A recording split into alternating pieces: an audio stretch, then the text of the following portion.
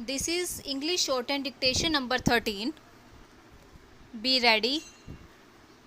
5 seconds. Start. It is evident that there was no substantial delay on the part of the contesting respondents inasmuch as the order which was sought to be set aside in appeal was dated 19/8/1997. Stop.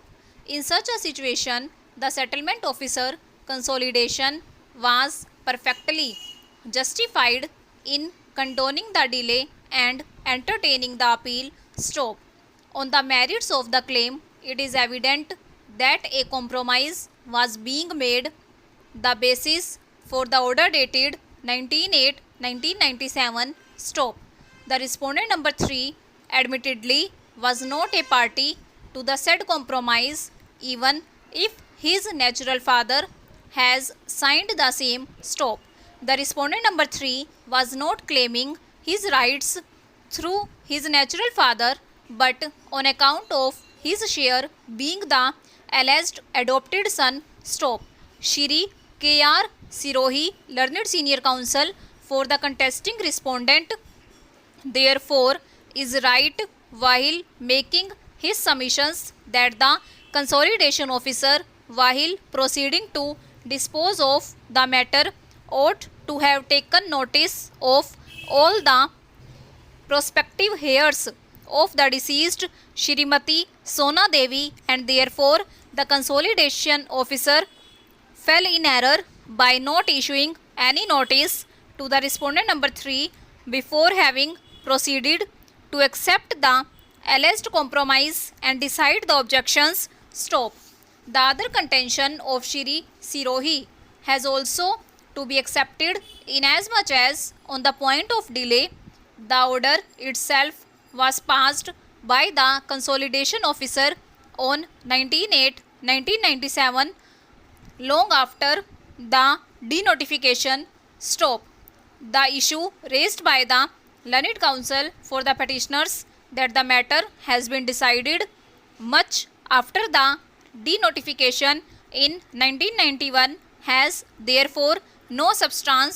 Stop. Para. Learned counsel for the appellant has raised the plea of promissory estoppel before us and has contended that the government, having itself assured the appellant and his other colleagues that they would be promoted as lecturers, and having itself taken steps to prepare the seniority list of demonstrators working in various government medical colleges, was bound by its promise and therefore ought to have issued the necessary notification that the post of lecturers in the Department of Pharmacy would be filled up to promotion of demonstrators. Stop.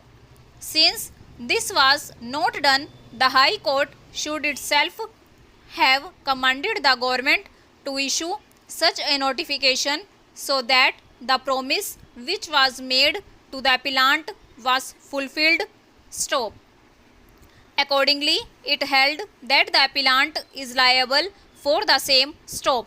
It is not necessary for us to enter into this controversy in this appeal regarding the correctness of time of the issuance of the insurance policy, as this is a question of fact and this point has not been adjudicated by the tribunal or taken note by the High Court. Stop. But now, in view of the decision by this court in the aforesaid two cases, the adjudication of time becomes necessary, for which it would be necessary that now adjudication be made by the tribunal as to what was the time of the issuance of the policy itself. Stop.